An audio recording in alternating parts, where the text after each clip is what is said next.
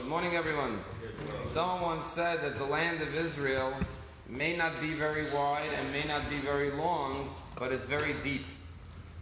This week's Parsha is the story of the 12 spies and how they went to explore the land of Israel, came back with a devastating report, dissuaded the entire nation from wanting to go to the land of Israel, and as a result the Jews were condemned to wander for 40 years in the desert. And here's something fascinating. There is only two things that the Torah says that God gave as an inheritance to the Jewish people. One is the Torah. It says, Torah Tziva Lanu Moshe, the Torah that Moshe gave us from God. Morashah is an inheritance to the congregation of Jacob, Israel. And the second thing is the land of Israel. It says that Vanasati Ota Lachem Morashah will give you the land of Israel as an inheritance. So you have the Torah and the land of Israel. The two things that God says is the inheritance of every single Jew. But here's the major difference. When it comes to the Torah, every single Jew inherited a part of the Torah. Some have a bigger inheritance. They study more Torah. Some study less Torah. Some perform more mitzvot. Some do less mitzvot. But there isn't a Jew in the world who hasn't performed some mitzvot. Every Jew performed the mitzvah of honor your father and mother. Everyone performed the mitzvah of charity. Most Jews ate matzah on Pesach or lit a menorah on Hanukkah or performed some mitzvot over the course of their life. So everyone has a stake, a claim, an inheritance in the land of Israel. But what about in the Torah? But what about the land of Israel? There were many, many Jews throughout the ages that never set foot in the land of Israel. There were sometimes that the population in Israel was just a few hundred or thousand Jews for many centuries. And even today, where most Jews live in Israel, the majority of Jews, believe it or not, some 7 million Jews live in Israel. The majority of Jews live today in Israel. But still, there are many Jews that have still never gone to Israel. As a matter of fact, I've once heard numbers as high as 80% of the diaspora Jews have never been to Israel. So why is it that when it comes to the Torah, everyone has a portion, a claim in the land of Israel? When it comes to Israel, many Jews have never gotten even a piece of the land of Israel, never even visited for 10 days, so to speak. And the answer, Rabbi Lau points out, is very fascinating.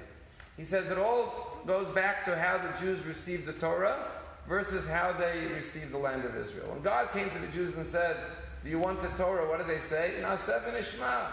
We will accept it 100%, unequivocally, without questions, and only afterwards we'll explore the Torah. We know it's from you, God. It must be beautiful. It must be wonderful. So we take it, accept it. No questions asked. Now we'll go and learn it and see the beauty of it. But what about the land of Israel? Did the Jews say Na'aseh v'nishma when God offered them the land of Israel? No, just the opposite.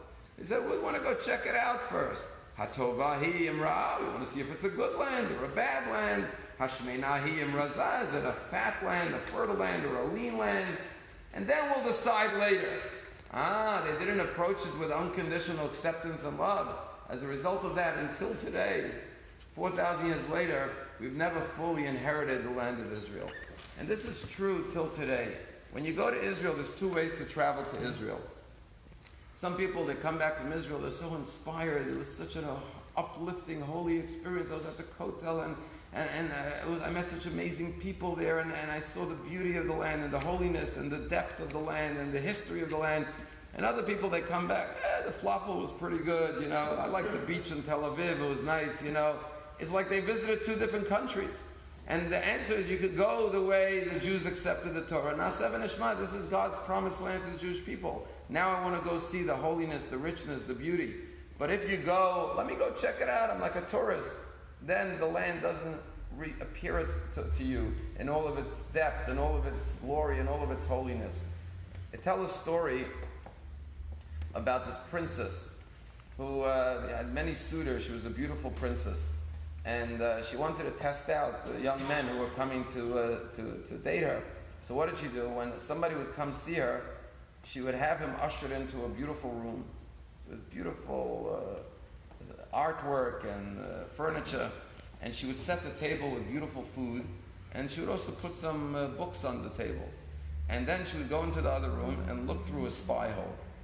If the young gentleman came in and he sat there and he twiddled his thumbs, looked around at the amazing art and the furniture, and wolfed down some food without blessings, then she would appear out of the room with rags and blackened face, and she would make him want to reject her.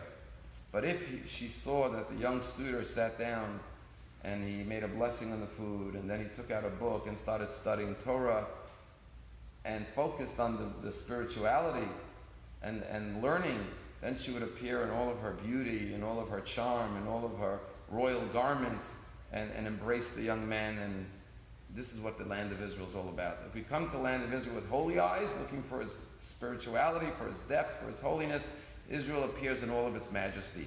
But if we come just to have a good time, to enjoy ourselves, to eat good food, then unfortunately Israel does not manifest itself in all of its holiness, all of its beauty, and all of its spiritual glory.